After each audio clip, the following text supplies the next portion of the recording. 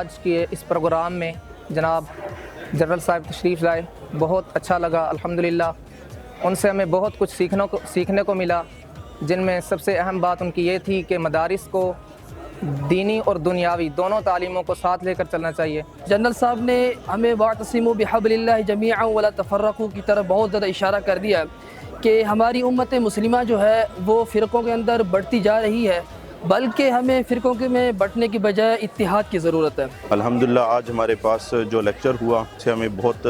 فائدہ ہوا، اور ہمیں یہ سیکھنے کو ملا کہ ہمیں ایک وحدت میں رہنا چاہیے، اور ہمارے پاس جو ہے وہ اسکوپ بہت ہی زیادہ وسیع ہے، ہمیں بہت زیادہ کام کرنے کی ضرورت ہے۔ میں اس ادارہ جامعہ دارالعلوم الاسلامیہ میں تدریسی خدمات سر انجام دے رہا ہوں۔ میں نے اس ادارے سے تعلیم حاصل کی، درس نظامی مکمل کیا، اس کے بعد گریجویشن بھی اس ادارے سے مکمل کی، اور بعد ازاں میں نے پنجاب لاء کالج سے LLB بھی کیا،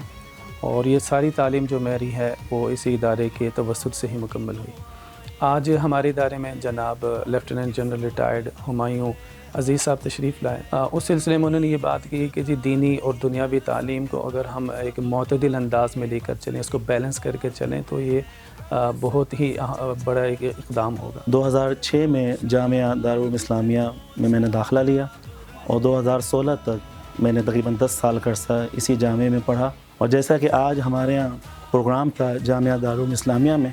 اور لیفٹیننٹ جنرل ہمایوں عزیز صاحب تشریف لائے، اور انہوں نے آ کر بھی ہمیں اس علمی جو ہماری تقریب تھی، تعلیمی تقریب تھی،